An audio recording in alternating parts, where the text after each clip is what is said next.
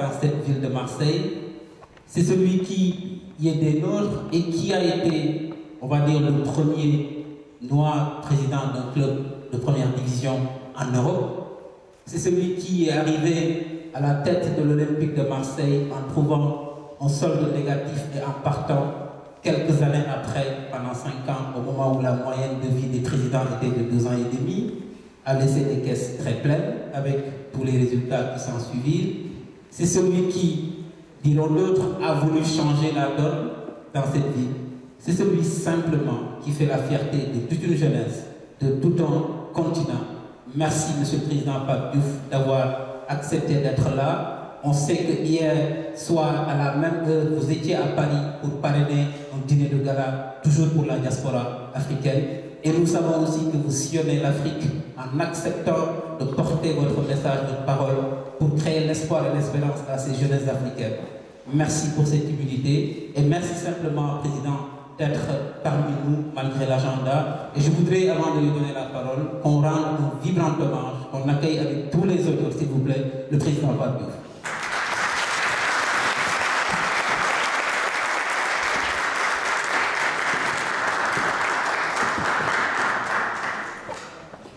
Merci et je vous salue tous. J'avoue que je suis un peu confus par tant de bons sentiments exprimés et nourris à mon égard. Je pense que je n'ai pas plus de mérite que ça. J'ai toujours dit que le parcours d'un homme était d'abord une affaire de circonstances et le mien n'échappe pas à cette règle. Donc je ne pense pas avoir autant de mérite que M. le Consul ou que Babacar ont voulu successivement le dire. Je suis là parce que simplement c'est d'abord un plaisir pour moi d'être avec vous et c'est aussi un devoir. Je n'ai pas été là au début, c'est vrai, de cette manifestation salutaire, mais j'ai pu ici ou là entendre certains avis exprimés. Je reviendrai un tout petit peu en arrière puisqu'on a parlé d'assimilation, on a parlé d'intégration. Moi, j'appellerai d'abord, je ferai appel à la philosophie populaire qui veut que pour bien vivre, il faut d'abord balayer devant soi-même. Et je crois que parler en ce jour d'anniversaire du Sénégal ne me paraît pas être inapproprié. Le Sénégal est notre pays pour la plupart, même si parmi vous, parmi nous, il y a des gens qui nous font l'amitié d'être avec nous. Le Sénégal a eu cette formidable chance, dès l'aube des indépendances, de pouvoir revendiquer ce que beaucoup de pays africains n'avaient pas, c'est-à-dire cette notion de nation. Très rapidement, le Sénégal a été un pays qui pouvait revendiquer le qualificatif de nation. La nation était possible au Sénégal parce qu'il y avait une langue, le Wolof, qui était une langue unificatrice et une langue qui nous a permis à peu près tous de nous comprendre, à peu près tous de nous exprimer. Et cette langue qui est toujours parlée par plus de 90% de la population, a été un ciment auquel il a fallu ajouter la sagesse et l'érudition d'un pouvoir spirituel représenté pour la plupart par ce qu'on appelle communément des marabouts et que j'appellerai ici des autorités religieuses, que ce soit du mouridisme, du tijanisme, de tout ce qu'on veut. Et ces gens-là, ces éminentes personnalités ont permis par leur sagesse aussi aux Sénégalais de pouvoir vivre dans ce qu'on appelle la paix et la concorde. Et très rapidement, le Sénégal a su être un pays qui n'avait peut-être pas de richesse naturelle, mais qui a su, en tout cas, émerger, parce qu'il y avait cette notion de nation. Et il y avait aussi, il faut le rappeler, les structures d'un véritable État qui étaient posées par les gouvernants de la Première République, en l'occurrence Senghor et ce qui était auprès de lui, ce qui faisait du Sénégal un État réel, mais aussi une nation. Et je crois que nous avons vécu la grande paix. Et quelqu'un rappelait tout à l'heure cette grande concorde qu'il y a eu entre chrétiens et musulmans, même si les chrétiens étaient en petit nombre. Je crois que l'autorité religieuse, qu'elle fût musulmane ou catholique, a su, en tout cas, préserver, même nourrir cette concorde. Il n'est pas rare au Sénégal que le clergé catholique et les autorités musulmanes, religieuses, s'entendent lorsque besoin s'en faisait sentir et ne manquaient jamais de distiller leurs conseils et leurs avis, me semble-t-il, toujours judicieux. Ce qui faisait que, ce qui fait d'ailleurs qu'au Sénégal, dans certaines contrées, il y a dans une même famille des catholiques et des musulmans. Je crois que c'est l'exemple parfait, en tout cas d'une cohabitation, ce que vous avez appelé une cohabitation, mieux qu'une cohabitation même, je dirais, un vrai vivre ensemble. Et ce Sénégal-là a été exemplaire et a été même un exemple.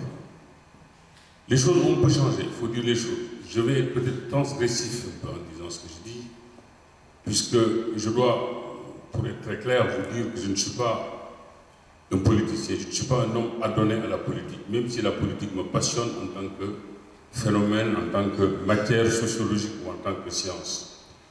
Mais à côté de ce pouvoir spirituel dont j'ai parlé, qui était incarné donc par ces autorités religieuses, naissait et avait prospéré donc un vrai pouvoir temporel qui était le pouvoir de tous les jours, incarné évidemment par les gouvernants de ce pays.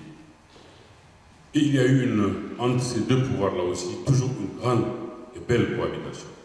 Et ces dernières années, sans que je n'incrimine qui que ce soit, je crois que le pouvoir temporel a perdu de sa force en laissant un libre cours, je dirais, un terrain assez libre, d'une manière pas toujours très claire, au pouvoir spirituel.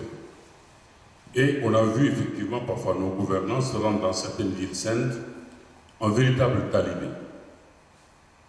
C'est très précis, je sais très précis. On a le droit effectivement d'être un talibé, mais pas quand on exerce certains pouvoirs, pas quand on est à la tête d'un pouvoir temporel. Quand on est à la tête de ce pouvoir, on doit en avoir le sens. On doit en avoir le respect. Et on doit, à mon sens, traiter quasiment, je ne dis pas d'égal à égal, mais en tout cas dans la même dignité qu'avec le pouvoir spirituel. On n'a pas vu ça dernièrement au Sénégal. On a vu le pouvoir temporel se liquéfier, littéralement, au point, je dirais, de changer une certaine donne au Sénégal. Je pense que tout gouvernant qu'on ait, ou qu'on puisse être, tout président d'une république qu'on puisse être, on a tout à fait le droit, c'est vrai,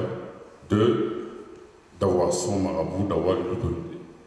Mais il faut savoir distinguer, dissocier complètement sa tâche gouvernementale simplement de sa condition de talibé, de sa condition de militant des choses religieuses. On n'a pas su faire ça dernièrement, tant et si bien qu'une désagréable, en tout cas une regrettable confusion s'est installée au sommet de l'État. Je pense que pour nous, Sénégalais, il est bon que nous réfléchissions, évidemment là, volontairement, je suis allé très vite sur ce sujet, mais il est bon que nous réfléchissions sur ce domaine-là, dans ce domaine-là, pour ramener le Sénégal à ce qu'il a toujours été, c'est-à-dire la cohabitation, la coexistence entre deux pouvoirs qui, chacun avait un rôle particulier, un rôle plein. Je suis de ceux qui pensent que si le Sénégal a toujours vécu dans la paix, parce qu'il y a eu ça, il ne faut pas laisser un pouvoir prendre le pas sur l'autre, ce n'est pas l'objet. Ce n'est pas l'objet du tout, puisque c'est vrai que la croyance doit être en quelqu'un, et mon sentiment reste que la religion, nous ne sommes pas, pour le moment au Sénégal, une république islamique, nous sommes une république laïque aussi. La laïcité, dont on a parlé tout à l'heure ici, dont Malissa a parlé, datant de 1905, cette laïcité-là aussi existe chez nous. Et je pense que le respect de cette laïcité-là doit amener les deux pouvoirs dont j'ai parlé à pouvoir coexister. Puisque tant et si bien qu'aujourd'hui, il y a des signes au Sénégal qui parfois nous renvoient, me semble-t-il, à des alertes. Je vous ai dit que je serais un peu transgressif, vous me passerez si effectivement parmi vous, je vais en choquer quelques-uns, mais c'est ma manière de voir les choses. Ma manière a toujours été de dire les choses telles qu'elles étaient et non pas telles qu'on souhaitait qu'elles soient. Quand aujourd'hui, vous avez vu vous-même, quand vous téléphonez au Sénégal, il y a certains téléphones, c'est des sourates qu'on entend.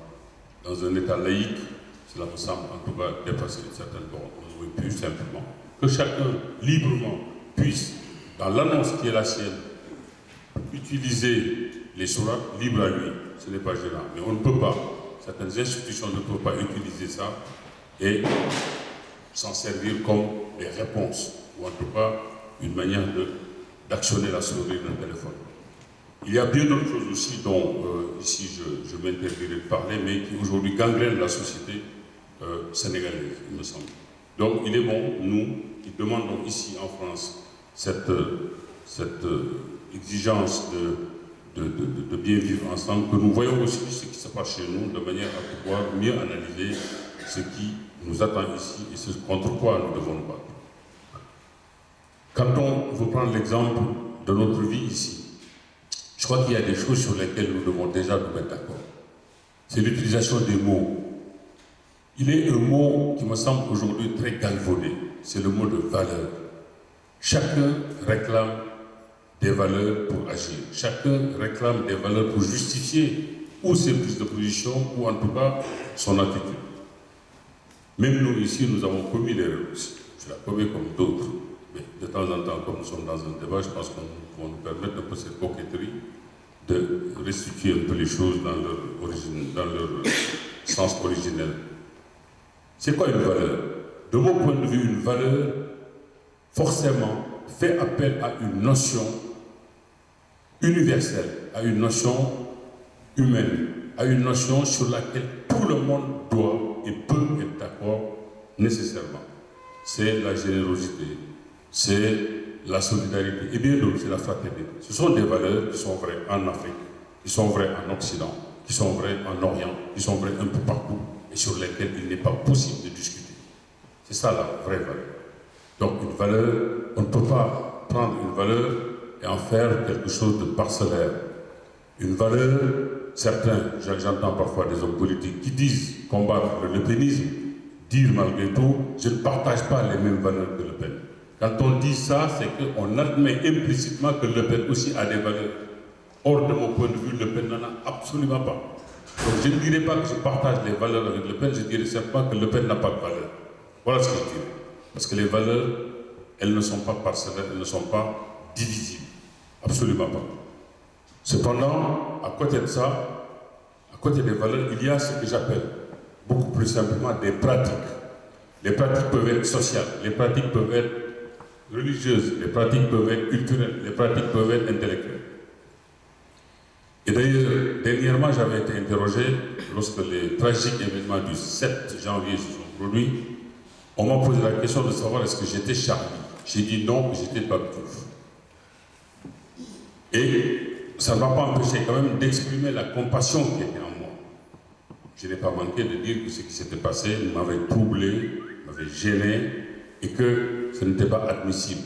Et si j'ai marché le 11 avec 4 millions d'autres personnes, ce n'était pas pour défendre la liberté d'opinion ou la liberté d'expression, mais c'était pour m'opposer, c'était pour dire non à la barbarie, c'était pour dire non au terrorisme, c'était pour dire non à tout ce qui était excessif. C'était pour ça que j'avais marché. Ce n'était pas pour la liberté d'expression. Puisque la liberté d'expression, une fois qu'on veut la considérer comme une valeur, nous commettons une erreur. La liberté d'expression est une pratique républicaine, une pratique française, dans laquelle on peut tout à fait se reconnaître, c'est mon cas, je m'y reconnais, je souscris à cette liberté d'expression. Mais elle ne peut pas être transposable partout. La liberté d'expression n'est pas une valeur sur laquelle tout le monde doit être d'accord. La liberté d'expression peut simplement être l'émanation de quoi? De 3 personnes qui sont dans un bureau, qui sont peut-être pleins d'alcool, pleins de cocaïne, qui font leur dessin entre eux, qui mettent ça à la une d'un journal et qui veulent imposer au monde entier l'adhésion à ce dessin. Je dis non. Je dis non. Et j'ai compris, on m'avait posé la question aussi de savoir est-ce que Macky Sall avait eu raison d'interdire la vente de Charlie Hebdo à Dakar, au Sénégal. Même si Charlie Hebdo n'est pas vendu là-bas. Quand la question m'a été posée, j'ai dit que je comprenais parfaitement l'attitude du président sénégalais. Parfaitement. Même si peut-être je ne souscrivais pas à une interdiction. L'interdiction allait contre ma philosophie et ma manière de voir les choses. Mais je comprenais parfaitement que le président sénégalais ait interdit la vente de Charlie Hebdo. Et je revenais dans mon enfance qui m'emmenait à penser que face à mes parents, ou même au-delà, même d'autres personnes, il ne m'était pas loisible ni possible de poser simplement la question de l'existence de Dieu. Je n'osais pas le faire. Je n'osais pas devant mon père ou devant ma mère dire est-ce que Dieu existe ou pas. Je n'osais pas. C'était croire et ferme ta bouche. Alors, il y a des gens au Sénégal, j'en suis convaincu, qui seraient prêts à se laisser insulter, eux et leurs parents, mais qui ne laisseraient pas qui que ce soit insulter le bon Dieu ou son prophète. Or, quand on voit les dessins, certains dessins qu'on a pu aujourd'hui voir ici, en France, qu'on nous dise il faut adhérer à ça parce que c'est cela la liberté d'expression, je dis non, ce n'est pas la liberté d'expression, ce n'est pas une valeur, ce qu'on nous montre ici. Ce qui se passe ici, c'est une pratique. Et cette pratique-là peut ne pas avoir cours chez nous, peut ne pas avoir cours ailleurs. Ça, c'est mon sentiment le plus profond. Parce que simplement, une pratique, comme je l'ai dit, contrairement à une valeur, elle peut être négative ou elle peut être positive. La valeur, là où elle est trop positive, la pratique peut être négative. Et je prendrai un exemple. Chez nous, il y a bien ce qu'on appelle aujourd'hui encore l'excision des femmes. C'est une pratique traditionnelle. Ce n'est pas une valeur, contrairement à ce que certains gens disent. Certains gens qui nous disent que ça fait partie de nos valeurs. Non, ça fait partie de nos pratiques traditionnelles. Mais en l'occurrence, c'est mon sentiment personnel, c'est une pratique négative.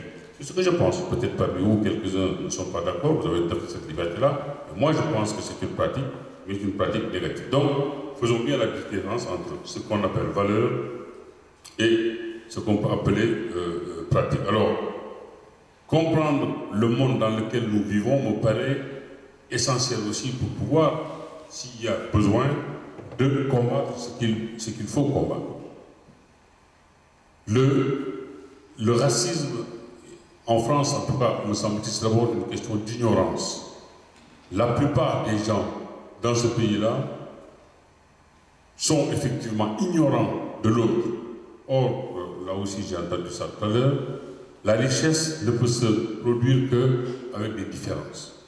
C'est dans les différences qu'on s'enrichit. On l'a vu avec les États-Unis où il y a une soixantaine d'années encore, des lois ségrégationnistes existaient vivement. Et aujourd'hui, on a vu que même avant l'avènement d'un président noir, il y avait des noirs qui détenaient des départements importants comme la justice ou être à la tête, je dirais, des forces armées américaines. La France s'est refermée comme une coquille, là où même un pays comme la Grande-Bretagne s'est ouverte. Et pourtant, on sait que la colonisation anglaise n'a pas été une des plus humaines. Mais cette manière de s'ouvrir a permis à la Grande-Bretagne de prendre quelques avances sur la France. On le voit avec un de nos frères qui s'appelle Tidjane Thiam, qui a été longtemps à Paris, qui n'était qu'un troisième, un quatrième ou un cinquième. Il lui a fallu émigrer en Angleterre, dans la city financière, pour tout de suite se voir confier la direction d'une des entreprises les plus importantes d'assurance prudentielle. Et il a démontré toute sa capacité à faire et à réussir des résultats. Ce même Tidjane Thiam, aujourd'hui, a été engagé dernièrement par une banque suisse, le Crédit Suisse, qui est la deuxième banque helvétique là-bas. Ce qui montre donc que ce garçon-là a une énorme capacité, mais une capacité qu'en France on avait ignorée. Alors, je prends parfois mon exemple, pas pour en faire une ligne de conduite, mais simplement pour dire que Marseille est quand même la ville où le lepénisme, me semble-t-il, a le plus prospéré. C'est là où l'extrémisme de droite a aussi s'est nourri, je dirais, de toutes sortes de fantasmes. Et c'est dans ce pays-là, dans cette ville-là, où pourtant un noir a été le président d'un club de football qui est une des institutions les plus prisées de la ville. Croyez-moi qu'au départ, les choses n'étaient absolument pas faciles. Sans doute, certains se sont demandé même que venait faire le noir à la tête de leur club. Pendant les 5 années que j'ai dirigé le club, je n'ai peut-être pas été meilleur de beaucoup que ce qui m'avait précédé, mais j'ai simplement démontré que je pouvais, moi aussi, être le président de ce club-là, normalement, et en sortir le plus honorablement possible. Et je crois que les Marseillais qui m'ont vu faire pendant 5 ans en ont tiré la leçon finalement que mais ce noir qu'on voyait de loin, bon, on aurait pu se méfier, mais il n'est rien d'autre que quelqu'un comme nous. Voilà, il est comme nous. Et c'est là où est né peut-être le respect, où sont nés le respect et la considération qu'ils ont pour moi. Ce n'est pas un mérite plus particulier. Et d'ailleurs, quand on me dit parfois que j'ai du mérite, je le conçois, je l'accepte, mais je me dis toujours, parce que je le sais, il y a beaucoup de noirs en France dont on ne parle pas, parce que les projecteurs ne sont pas braqués sur eux, qui sont dans d'autres secteurs, que ce soit dans la recherche, que ce soit dans l'enseignement ou bien d'autres, qui sont sans doute bien plus valeureux que moi, mais on ne les voit pas, et qui font un travail remarquable à tous les niveaux, que ce soit au niveau intellectuel ou au niveau scientifique. Seulement, on ne les voit pas, ces gens. Et je les connais, j'en connais quelques-uns. Et devant eux, je n'exprime rien d'autre que du respect.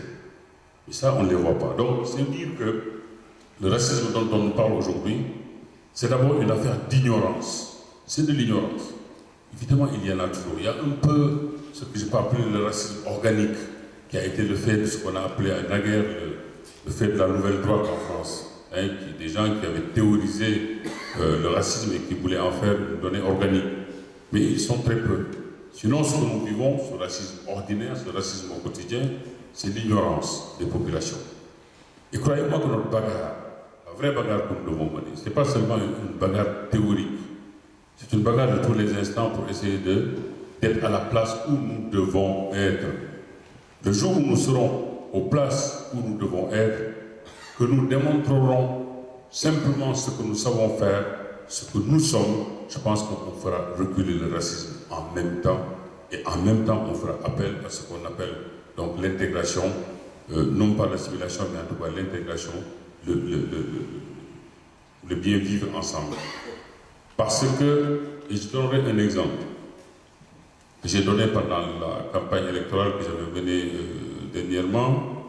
Quand on prend un sujet que je connais bien évidemment, le football, quand on voit le nombre de Noirs et le nombre d'Arabes qui jouent au football en France, Arabes et Noirs sans lesquels il n'y aurait plus aujourd'hui de championnat, ni en L1, ni en L2, ni plus bas. À la fin de leur carrière, tous ces joueurs-là sont relégués. Il n'y en a pas un qui devienne ni entraîneur, ni dirigeant, ni manager, ni rien. Vous trouvez ça normal? Ils sont plus de 40% à constituer. Ils sont si idiots que ça, ils sont si incapables que ça de montrer qu'ils peuvent aussi faire quelque chose. Les propos récents d'un Sagnol qui avait dit que les Noirs n'étaient pas très intelligents, ceci. Moi, je n'ai jamais voulu à Sagnol. Sagnol n'est que le produit d'un système. Il est le produit d'un système. Et c'est contre ce système-là qu'il faut s'élever. Parce que si Sagnol, en se retournant, avait à côté de lui un homme noir qui soit son directeur sportif, avec qui il échange tous les jours, il n'aurait pas dit ce qu'il a dit. Le directeur général de l'OGC Nice aujourd'hui, Julien Fournier, qui a travaillé avec moi, qui était mon collaborateur le plus proche, ne dira jamais ça. Parce que malgré tout, il a travaillé avec un noir et il sait un peu ce que le noir a pu lui apporter aussi. Donc, notre combat, ne nous trompons pas, ce ne sont pas simplement de parler, c'est pas seulement de parler, c'est pas seulement de faire des phrases, c'est pas seulement, je dirais, de faire dans le suivisme, c'est de réfléchir, c'est de trouver des discours, c'est de trouver des attitudes qui peuvent véritablement nous permettre d'arriver à ça, à cette intégration-là, à cette considération. Parce que l'intégration n'est rien d'autre que la considération suscitée par une attitude, suscitée par une conduite, suscitée par ce que nous faisons. Tout le combat aujourd'hui que nous devons mener, il doit être celui-là, c'est de dire occupons les places qui sont les nôtres. Et si, à la place où je peux être, je me bats avec certains sportifs de haut niveau, notamment des footballeurs, c'est de leur dire essayez de prendre la place qui doit normalement et naturellement vous revenir. Parce que quand on vous connaît, quand on vous voit faire, nous tous ici, nous avons des exemples d'endroits où nous sommes, où nous travaillons, où nous avons des amis qui vous considèrent, qui vont peut-être dire, oui, les Noirs, ceci ou les Arabes, mais oui, toi, tu n'es pas comme eux. Toujours, ils vous diront, toi, tu n'es pas comme eux. Alors, si déjà tout le monde commence dans ce pays par dire, ah, toi, tu n'es pas comme eux, ben, on finira précisément par convaincre tout le monde. La bataille, elle est là. Elle est qu'il ne faut pas se décourager. Ceux qui doivent voter, ils doivent voter pour essayer de changer les choses, parce que c'est comme ça qu'on peut changer les choses aussi. Parce qu'ici, il y a ce qu'on appelle ce jeu démocratique, hein, qui fait que, paraît-il, on a une démocratie exemplaire. Il faut tirer le meilleur parti de tous les instruments qui nous sont offerts aujourd'hui pour essayer de changer la donne, pour essayer véritablement, je dirais, simplement de montrer qui nous sommes. Cela me paraît important. Je finirai peut-être simplement en disant la chose suivante, en rappelant certaines choses. Vous savez, au début des années 60, les populations ont été appelées, des populations pour l'essentiel maghrébines ou noires africaines, pour venir en France. C'était pour généralement relancer l'économie, puisque n'oublions pas que la guerre n'était pas très éloignée, la France était dans cette dynamique de reconstruction économique, industrielle et autres, et on avait besoin de main-d'œuvre. On avait fait appel à ces gens-là qui sont venus pour aider au redéploiement industriel et aussi à l'édification du parc immobilier. On a vu d'ailleurs à l'époque beaucoup de Noirs, beaucoup d'Arabes aussi, avec les truelles sur les routes, partout, travailler pour essayer de rebâtir ce pays. Lorsque leur mission, j'appelle ça comme ça s'est terminé, ces populations-là, on les a plus ou moins parquées. On les a un peu éloignées des centres névralgiques des villes. Cela a donné dans certains coins, comme à Paris, les banlieues et ici des quartiers. Des gens dont on ne s'est pas toujours bien occupé. On les a laissés vivre entre eux, des populations qui vivaient entre elles. Et ces populations-là, il leur fallait survivre grâce au système D. Leurs enfants sont nés, sauf qu'ils sont nés ici, ils ont plus difficilement accepté cet état de fait. Alors ils ont vécu d'expédients aussi, de vol, de drogue. Quand on dit drogue, quand on dit vol, forcément, là où, si on vit en circuit fermé, cela enfante une certaine forme de violence. Et toute violence, effectivement, et son corollaire, règlement de compte, qui se faisait déjà à l'époque. Hein. Ce règlement de compte-là se faisait à travers ce qu'on appelait des armes blanches ou des armes conventionnelles. Et c'était comme ça. Les politiques ne s'occupaient absolument pas de ces populations-là. Pour deux raisons. La première, c'est que ces populations-là ne votaient pas pour la plupart du temps, donc on n'en avait pas besoin. Et la deuxième raison était que c'était des populations aussi qui ne s'inscrivaient pas sur les listes officielles et donc qui, de fait, emmenuisaient un peu les chiffres, notamment les chiffres du chômage. C'était bien de ne pas avoir à Marseille 10 000 personnes qui ne s'inscrivaient pas sur le chômage, à moins ça faisait quand même du bien. Bon. Et voilà que géopolitiquement le monde a changé. Le bloc de l'Est a explosé. Il y a eu les problèmes que nous connaissons et que nous continuons à vivre, que ce soit en Libye, que ce soit en Syrie, que ce soit en Irak, et les armes là ont véritablement proliféré. Et en proliférant, elles ont atterri aussi sur nos rives, les rives de la Méditerranée. Et les jeunes qui dans leur quartier se faisaient des règlements de compte ont pris effectivement, ont acheté la Kalachnikov qui n'était plus très chère. On a pu. Alors tout ce qui faisait que les politiques ne bougeaient pas, faisaient semblant de ne pas entendre, mais la Kalachnikov vous fait entendre les choses, parce que c'est du bruit. La Kalachnikov fait du bruit. Donc on a fini par entendre le bruit, par savoir qu'à Marseille, il y a des règlements de compte. Mais pas plus qu'à Grenoble, pas plus qu'à Paris, pas plus qu'ailleurs. Sauf qu'ici, à Marseille, tout ce qui est comme ça, on le fait comme ça. Et surtout, à Marseille, on a préféré parler d'une nouvelle violence, en fait, d'une violence exponentielle. Oubliant que cette ville-là a été gangrénée par la violence. La seule différence, c'est qu'avant, la violence, osons le mot, était aristocratique, parce qu'elle était le fait d'une certaine oligarchie du banditisme, et aussi elle était le fait, je dirais, de gens venus de certaines îles, comme de la Corse d'ailleurs, sans que je n'ai rien contre les Corses. Mais aujourd'hui, la violence, elle est d'essence populaire. Alors elle gêne plus, parce que c'est plutôt des Noirs, parce que c'est plutôt des Arabes. Voilà. Et je crois que, de ce point de vue-là, ce qui se passe à Marseille, aujourd'hui, découle d'une certaine logique.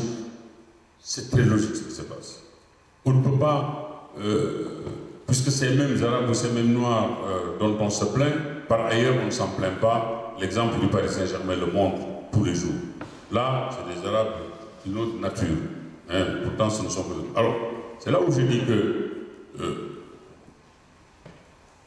Il faut d'abord, le problème de l'intégration est aussi, et peut-être surtout, un problème social, un problème économique. Et on ne peut pas échapper à cette fatalité-là. Quand on me demandait comment faire à Marseille pour réduire l'insécurité, quand on me le demandait, je ne répondais pas classiquement ce que les uns et les autres disaient. Oui, j'aurais pu dire, on va augmenter les effectifs de la police municipale. On va augmenter ou demander au ministère de l'Intérieur d'augmenter l'effectif des policiers nationaux. On va aussi mettre un peu partout des objets, des gadgets électroniques pour essayer de quadriller la ville et de la sécuriser. Tout ça, c'est des foutaises pour une raison. Vous tous, vous avez entendu parler de Lampedusa. Vous tous, vous avez vu ou vécu ces gens qui quittent parfois des contrées lointaines dans des bateaux improbables, dans des embarcations incertaines et qui viennent jusqu'ici. Pourquoi? Pour chercher un peu de survie. Ces gens-là savent pourtant, en venant parfois avec un enfant dans le dos, que la mort peut être au bout de leur chemin. Mais ces gens-là viennent quand même. Quand on en arrive à ce point, quand on en arrive à se dire, pour rechercher un peu de survie, je suis prêt à braver la mort, croyez-moi que ce ne sont pas quelques policiers, ce ne sont pas quelques gadgets électroniques qui vont retenir des jeunes qui peuvent vivre dans notre ville et qui se disent de toute façon, nous n'avons absolument rien à perdre. Vous savez, c'est le personnage de Malraux qui disait, j'ai eu l'occasion de le dire, mais je le répète ici, qu'on ne devenait révolutionnaire que quand la mort restait le seul espoir. Alors, moi je pense que notre problème est aussi un problème économique, c'est un problème social, et c'est dans ce positionnement-là que nous devons véritablement nous battre pour essayer d'avancer. Il y a l'aspect psychologique, il y a l'aspect politique que vous avez évoqué, ici ou là, mais l'aspect politique ne découle que d'un certain opportunisme politique aujourd'hui. Parce que le Front National prospère avec certains slogans, par une certaine attitude. Évidemment, on a vu en France ce qu'on appelle les partis républicains, moi c'est pas l'UMP, je veux dire se radicaliser, devenir beaucoup plus se droitiser, dire, faire un peu dans la surenchère. Et ça, c'est ce que j'appelle l'opportunisme politique, c'est simplement pour avoir des voix. C'est pour avoir quelques voix supplémentaires, c'est pour essayer de gagner les élections. Je crois que profondément, nous devons nous dépasser ce stade-là et approfondir véritablement l'analyse. Alors, oui, je suis peut-être un peu éloigné du thème qui était initialement le thème prévu, mais quelque part, je crois qu'il y a des proximités, il y a des passerelles que nous ne pouvions pas éviter et qui nous renvoient et nous ramènent en tout cas à notre discussion originelle. Alors, moi je suis comme vous, hein, je regarde, j'écoute et j'essaie de sortir en tout cas des sentiers battus et j'essaie de tordre le cou aux idées qu'on nous met et qui sont souvent mal reçues. Hein. Essayons par nous-mêmes de réfléchir à une voie originale qui nous permettra précisément de bien mieux vivre ici avec tout le monde.